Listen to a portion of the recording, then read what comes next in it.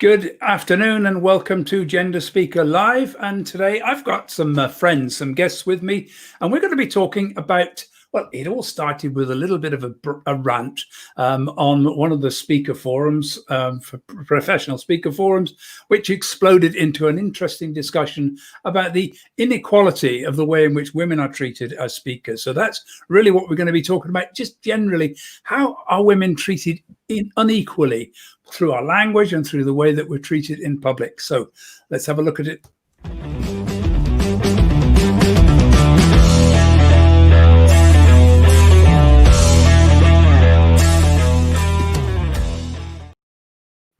Hi and welcome to Jackie Barry and to Kathy Towers. Now, I've got a few little notes here that I was looking at, just so we know.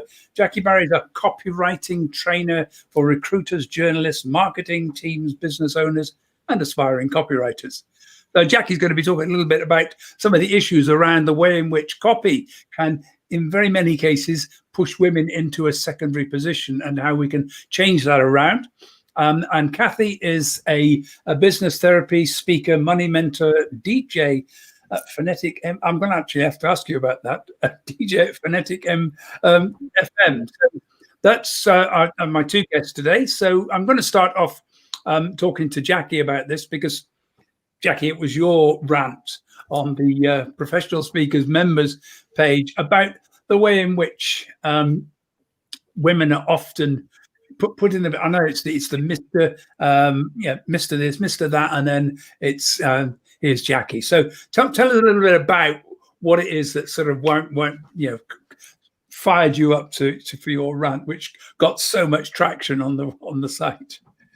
It all started about a decade ago when I was at a networking meeting, and the chairman, who was a man, went round the table one by one, introducing all the men as Mr. whoever and all the women just by first name. And it just became really noticeable. I took him aside at the end of the meeting and said, "Were you aware you even did that?" And he hadn't been aware, but he didn't really get the point I was making. And the following week, he did the exact same thing. But ever since that experience, I've had a heightened sensitivity to it.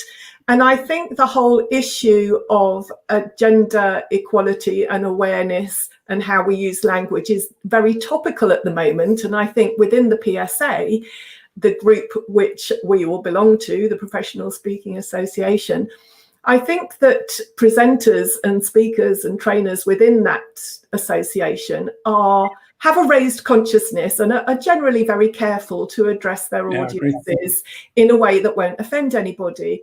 So it was really interesting to me that in the last few months, 4 of the PSA men who were MCs or hosts of events did that exact same thing. They introduced the men as Mr. and the women as first name. And so when it had happened the 4th time, that's what triggered the rant.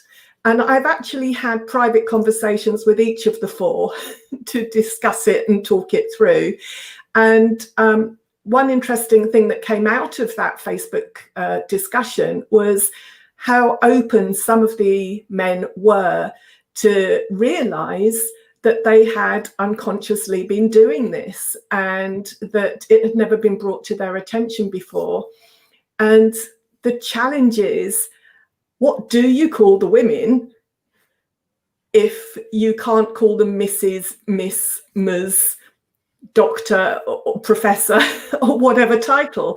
In the PSA context, I think most of those titles are probably obsolete, and we're quite informal amongst ourselves, and using first names is all we need. It's slightly different for those events that have that convention of being opened by a more formal introduction, or maybe other cultures in the world. My lords, ladies and gentlemen. And that leads into the whole other part of that conversation. It's really interesting, this whole issue, because what do you do immediately when how do you pronounce MX? It's one of the questions I'm constantly asked, because I use the title MX very often now, mix, and of course we've got at the moment a Liberal Democrat is putting a private member's bill through Parliament that will allow people to have a passport that is neither male nor female. It has now got an X marker on it as neither male nor female. I was looking around for something to help introduce this little topic. So just very briefly, I'm just going to show a very, very short video, which I think you'll find quite funny, because it introduces part of what we're talking about. Ladies and gentlemen and others.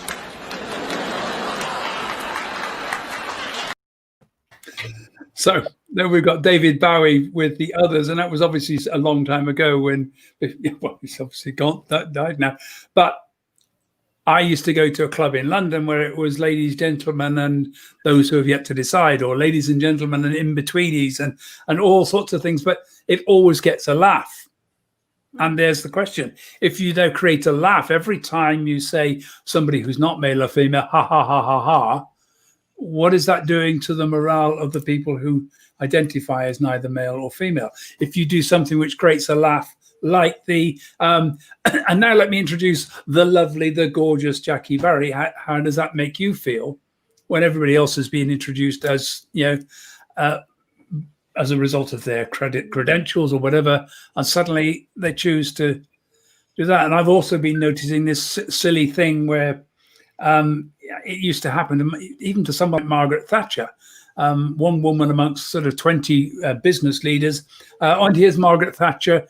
And today she's wearing a blue suit, and you think, well, why?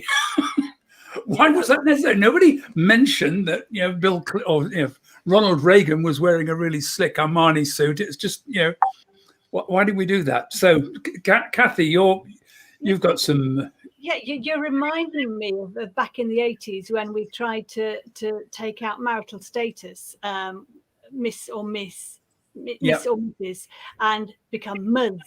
But nobody would use that term except for single women. So it just became synonymous with feminists, really. Yeah.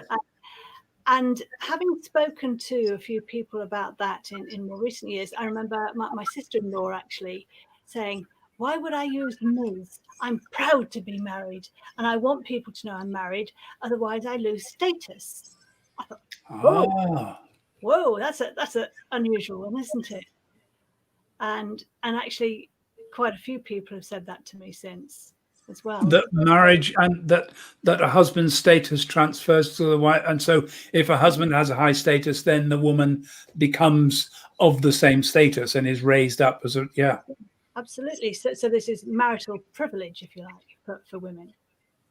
And do you think the same applies if a woman marries beneath her, if she marries someone who's I'm joking, if a woman marries somebody who has a very low status, but maybe they're a doctor, but they marry somebody who's, you know, self-employed builder? I think they are becoming under the protection of another. Back in the 80s, when I was sort of protesting about this, it was about male-female marriages because we didn't have same-sex marriages at that time. But now we've got other differences creeping in. So I'm wondering how people are beginning to feel about it now. Yeah, I think increasingly women are. I know a lot of women who've never changed, who didn't change their name when they got married, for example. Now I first came across that actually back in the 1970s. I was working in the insurance industry, and there was a very, very one of the actuaries. I don't know whether you know what an actuary is like. You know, you start with a honours degree in mathematics, and then you work for 6 years to become an actuary. So super mathematicians, prediction, you know, trying to work on probabilities and things. So she was a hugely qualified and very, very bright woman. And most actuaries in the insurance industry end up being senior directors or managing directors. They end up running the companies. But she was struggling like mad because all the time she was being put down. She found herself forced to have to wear suits. And almost conform to this male image, the sort of norm that permeated the whole organization. And when she got married, then she said, that's it, I'm not changing my name. And she really adamantly stuck to the fact that she was not going to. But then I've known people whose husbands have refused to, or whose partners have refused to get married if they wouldn't change their name. So it's it's another part of it, isn't it? I mean, what do you think, Jack? That's positioning women all the time as other. Oh yes, it's such an interesting topic, isn't it?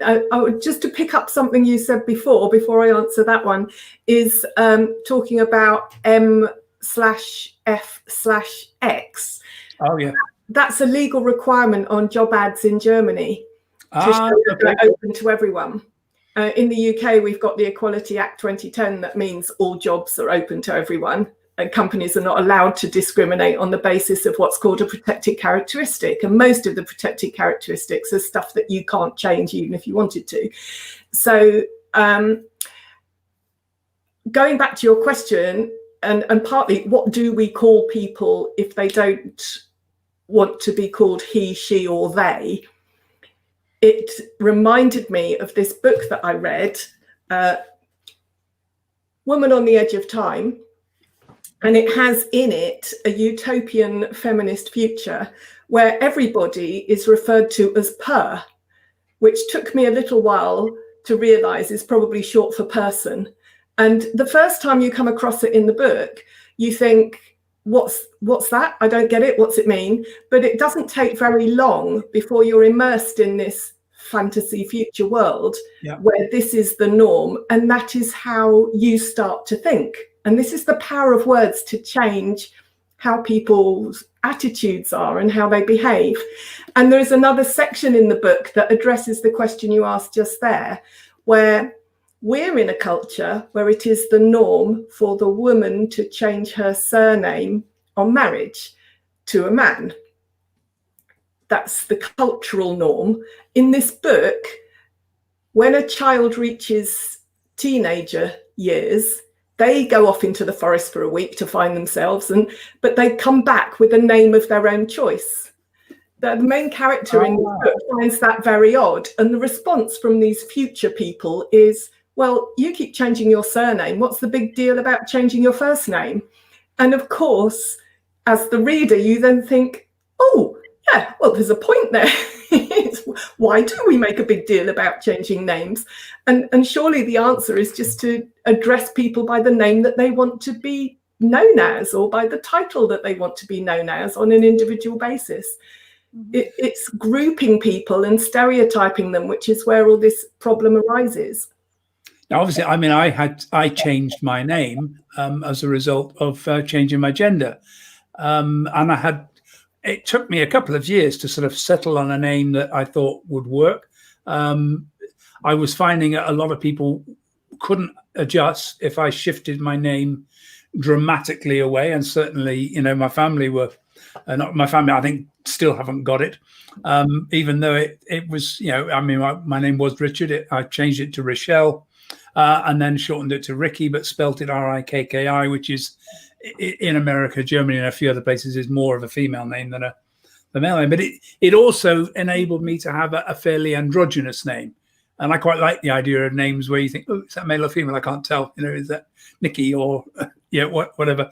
And what we're seeing is a lot of that where you can't tell from the name what someone, whether someone is male or female. And in most work contexts, it's irrelevant anyway.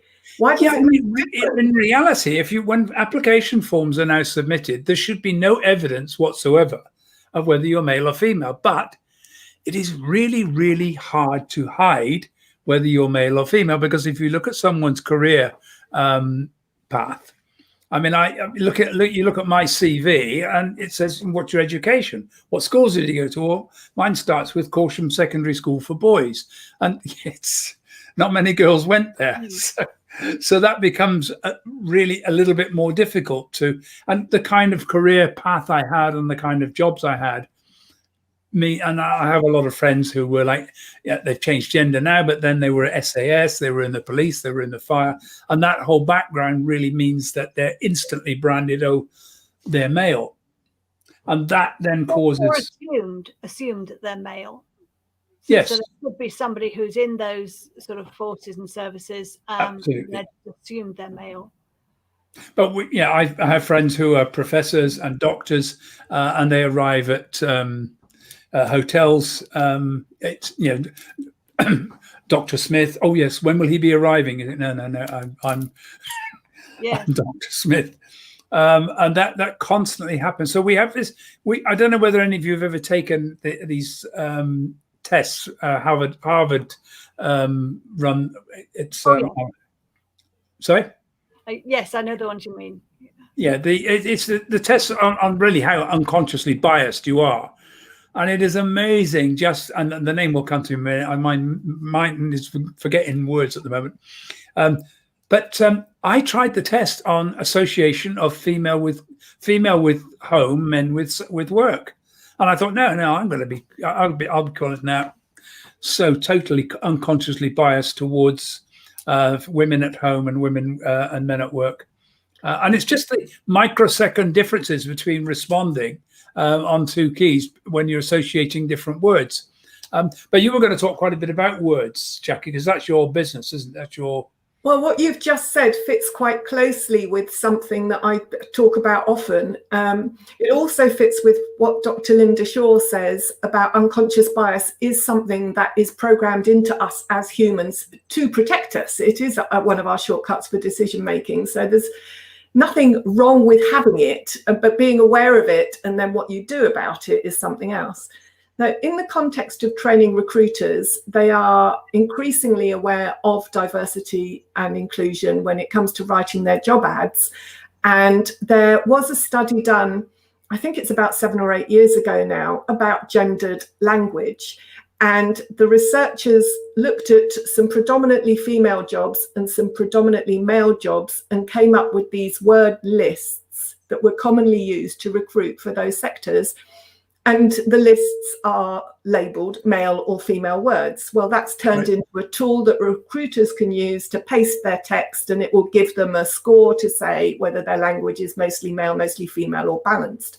Right. Now, that information is something that they could do something with, because although it's illegal to recruit only for a man or only for a woman, by manipulating the language that you use, you could write an ad that feels as though a woman would belong in that job or that a man would belong in that job. Now, the truth of it is it goes beyond the job ad, because the work environment itself has to be inclusive and welcoming, and that goes beyond what a recruiter can influence. But that study with the word lists I find very interesting. The word strong isn't on the list, but for example, the word competitive is on the male word list and the word cooperative is on the female word list. And there's a lot more to it. It's quite an academic study if you want to read it, and the words lists are at the end of it. And it hasn't been repeated to my knowledge since then, but it seems to be quite a robust piece of work for its time. It's the problem I found. I mean, one of the things I found when I changed genders, I shifted like so many trans women and became from stereotypically male to stereotypically female. Now, the stereotypically male was a cover because I didn't want people to find out and know that I was trans or gay or LGBT or whatever. So what a lot of men do if they're gay or trans, particularly back in the days when it was illegal or definitely very, very frowned upon. You get married, you cover it up, you take a very macho job, and you get actually quite homophobic and making really, really strong comments against things in order to deflect any possibility that somebody might think the other. So changing over, I've shifted completely the other way, and there was a period of time when I was finding life very, very hard, because part of the time I was living as a woman, my social life was almost like all female, my work life was all male, and so my body language started to get mixed up. And I remember being at a meeting and somebody said something and I just simply went, oh my God, and just brought my hand to my chest, and somebody said, Ricky, can't do that. you're dressed as a man right now. And I just suddenly realized that we have these rules, very, very strict rules about conforming to gender norms. And once you break them, people enforce them, they enforce what you're supposed to do, how you're supposed to behave. And it happens from young children right the way through. My So- home office overlooks a primary school playground, and they're about age 4 to 7. And when it rains, the little girls run screaming inside, and the little boys stand there with their arms to the sky getting soaked. It starts really young, doesn't it, this difference? Isn't it?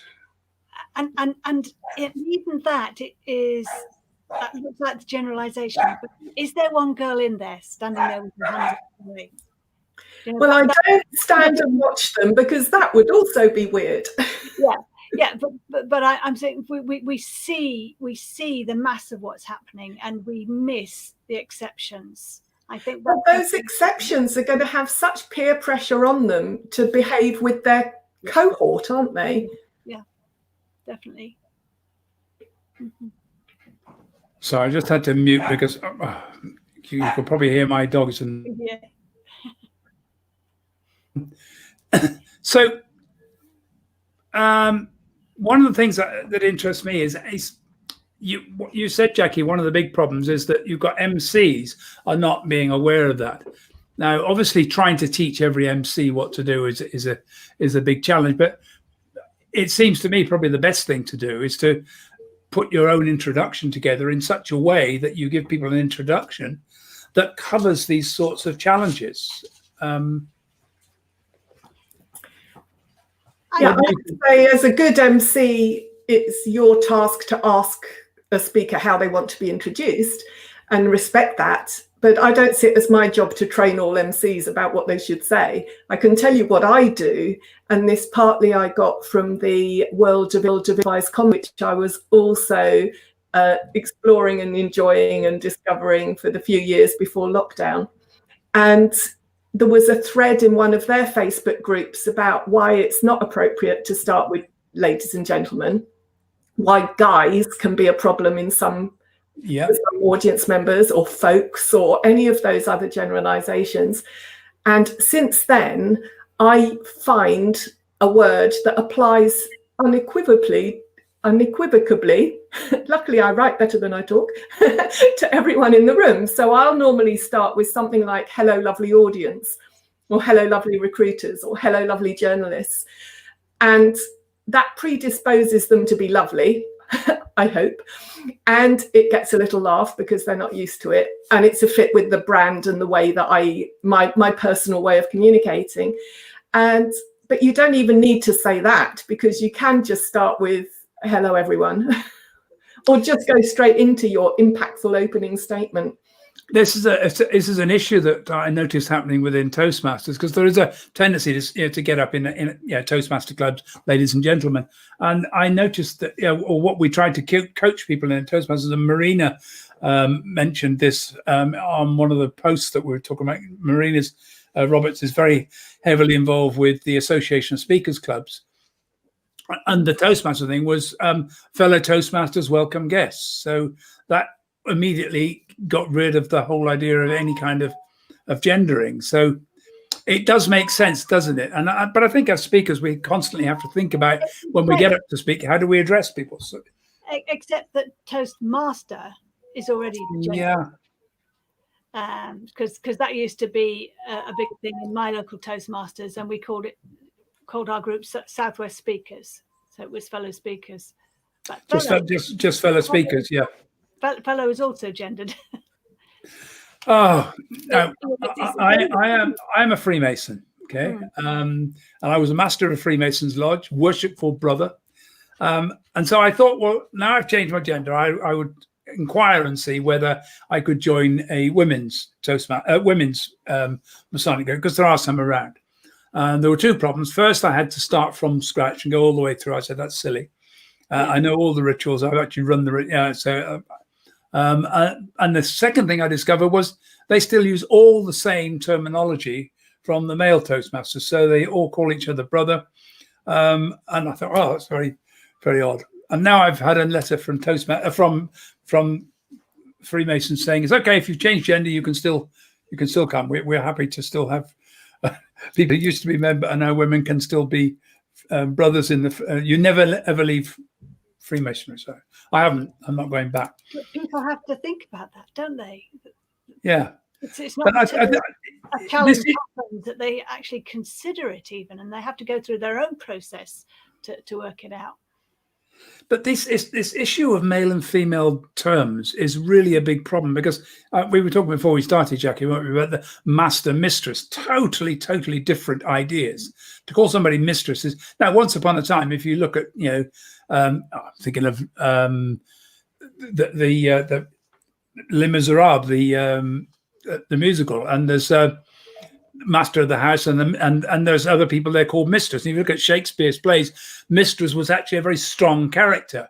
But now mistress has become, in our modern language, mistress generally means somebody who's knocking off the other woman in some kind of relationship. Again, putting the woman down. You never talk about the other man. It's always the other one. But I find the same thing, actors and actresses, comedians and comedians. Should we be trying to encourage, or I personally try to just drop them. I think of people as actors. They're speakers, they're actors, they're managers, they're not manageresses. Because once again, I think that term manageress tends to put women down. It makes women somehow lower than a manager. And this is the problem with the language, because language carries meaning and value. And that's why you have to be so careful about the words you choose. Sorry, Kathy, I spoke over you. No, I agree. I agree, absolutely. With the exception of the word guy, I don't want the word guy used at all. Because it's being used so often now as a collective. And I think both of you have probably seen the little video I did at PSA, just a 1 minute. Yes. Close your eyes and imagine a room full of guys. And who do you see in there? Open your eyes. And how many of you saw women in that room? Only 2 out of 80. And I've had that repeated by Jackie Handy as well. She's tried it with other groups, and it's the same. Now, we might say that that's because there's an older group in the PSA generally. Yeah. But I thought you would.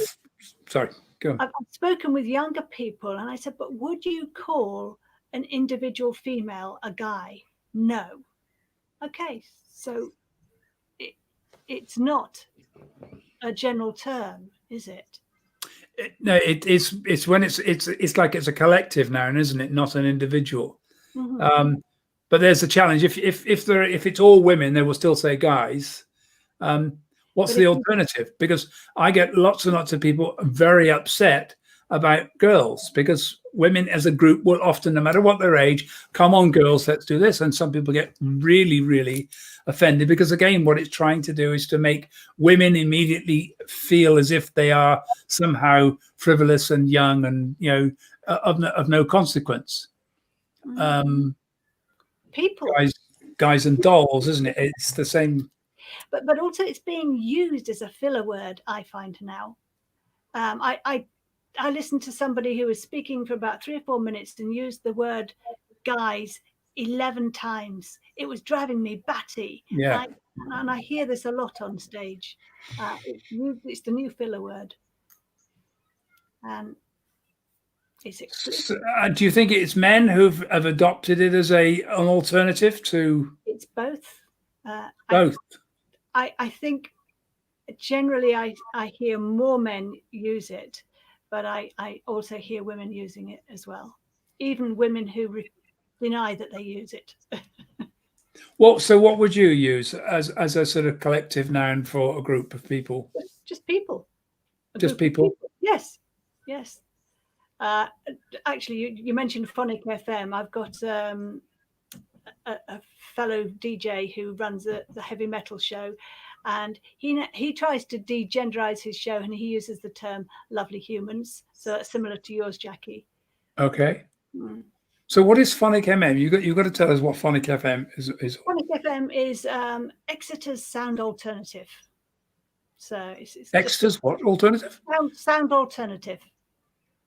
Sound alternative. Sound alternative. Oh, right. Oh, so it's alternative music. Okay. Yeah, just alternative to all the mainstream stuff. Oh, sounds. I wish we had. I don't think we've got anything like that up in Hull.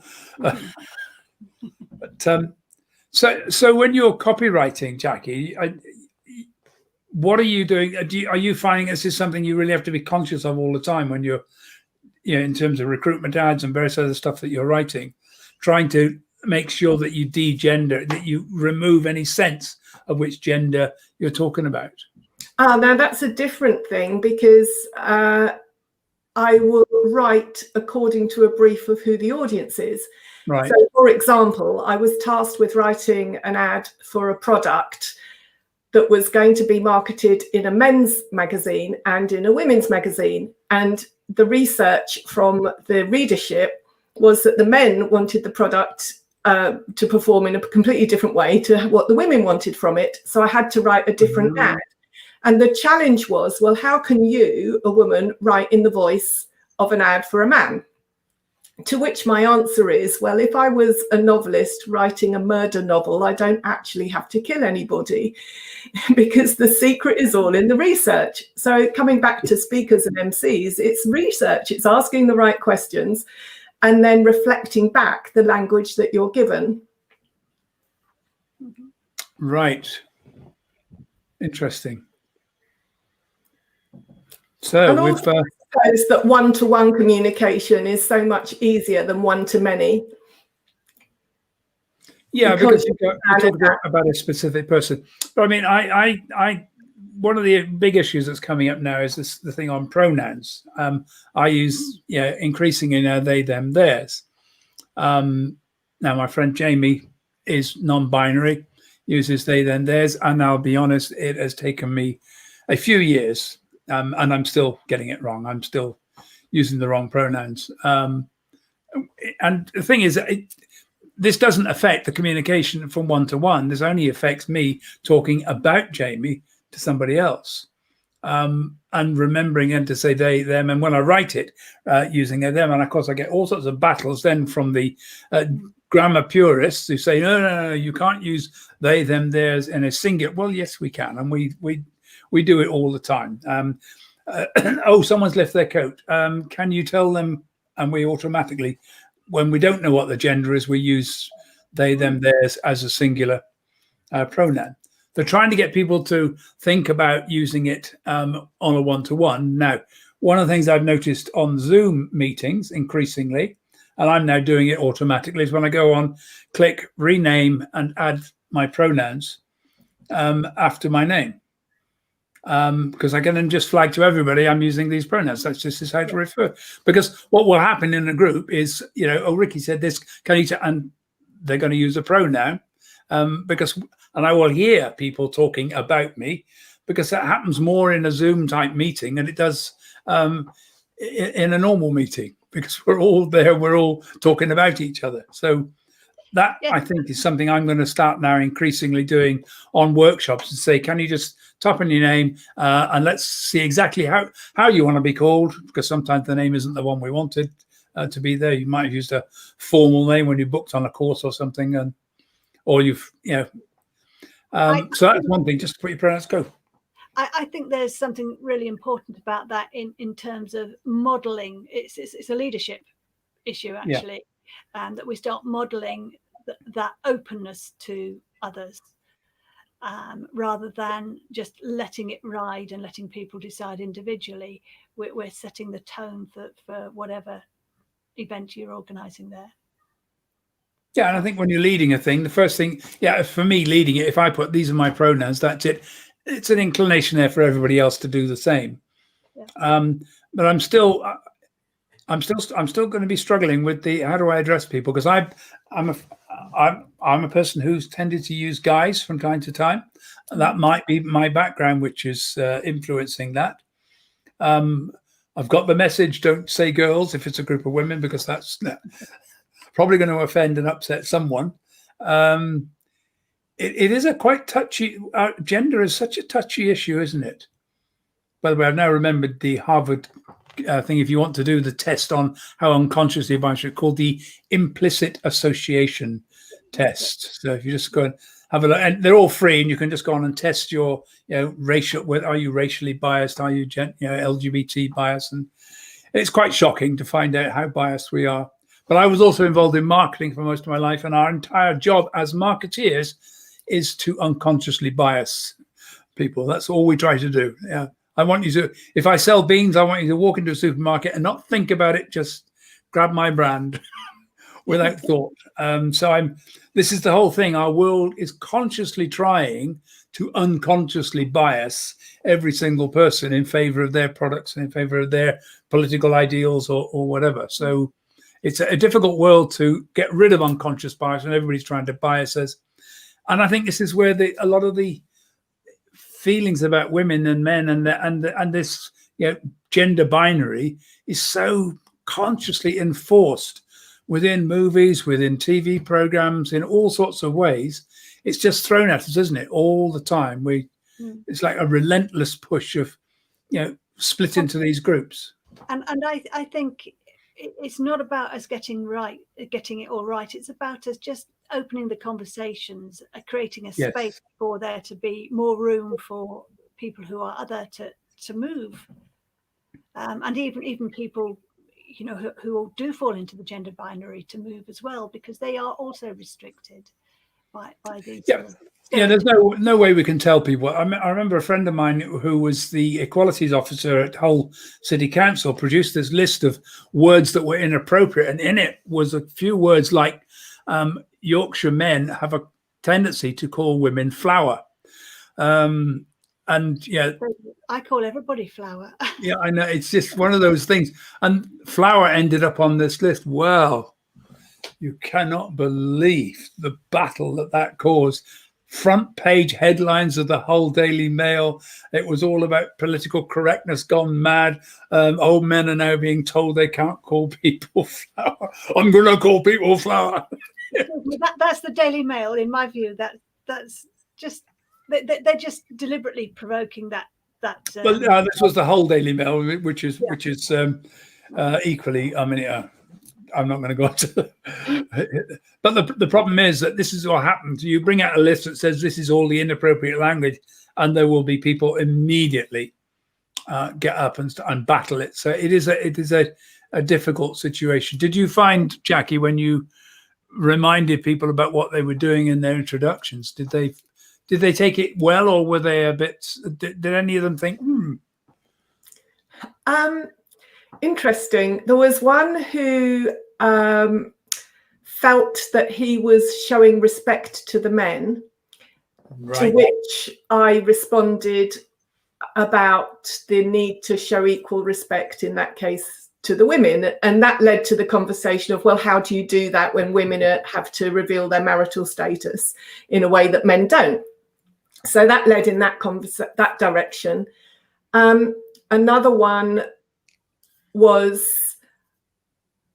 went down the route of it being the comedic throwaway line, and how you can get away with something in comedy that you can't in a more serious situation. And so it is a very nuanced challenge. And I think your suggestion, Ricky, the onus is on you to, in your case, put your preferred pronouns on Zoom calls or documents, whatever else. And perhaps that's temporary, and over time that won't be so necessary. But for now, flagging it up is a responsibility that you hold and that you've taken. So the reaction of different people when you address it, I think, all comes to the intent behind the words, the meaning behind the words. Yeah. A Yorkshireman calling someone flower, I wouldn't find offensive. In fact, I'm not offended by much of this. I notice it.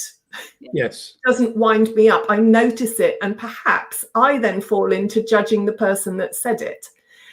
So the word guys, for me, has come from America. It's come from a certain youth culture. And if we were having this conversation with young Americans, I think their view on the word guys would be very different to our view, because they've grown up with it having a very different meaning. Yes. As with all things, it's the intent and the meaning. And sometimes you can get away with a cheeky nickname for somebody because of your relationship with them that you wouldn't use in a professional context, introducing them on stage, which is how our conversation began. So all I can, I suppose, summarize my thoughts on it is that it's complicated, and if in doubt, ask. Which I think is an excellent point at which to close our discussion. We've gone 40 minutes there. Jackie, Kathy, thank you very, very much indeed for joining me on the show. Like any big topic like this with no actual answers, but hopefully we can raise awareness that people will think about this and think about the way in which men and women are positioned relative to each other, and try to make sure that we bring a little bit more gender equality into that. Right, I'm just going to finish off the show. I'll be back with you in a moment. You can find this show and all previous shows are on my YouTube channel and on the podcast. Just look for Gender Speaker Live, and you'll find them there. Now, next week, starting on the 13th of this month, it's Trans Awareness Week, 13th to 19th of November, and I'm running a trans and non-binary inclusion workshop on the 17th from 10 till 12 in the morning. Please do join me. I'm doing it on a very simple basis of donation basis, pay what you can afford. Just want to encourage people to be there. So please do come and join me. Now, the 20th is Transgender Remembrance Day. That's coming up. I'm going to be doing a little bit about trans on Sunday. I'm going to be talking a little bit about Remembrance Day. It's a day when we remember the unfortunately large number of transgender people who get murdered every year just because they are trans. So join me on Sunday for that. In the meantime, thank you for being here. I look forward to seeing you again on Sunday or on next Wednesday for the show when I'm going to be looking a lot more at transgender awareness. Thank you for being with us. See you again soon.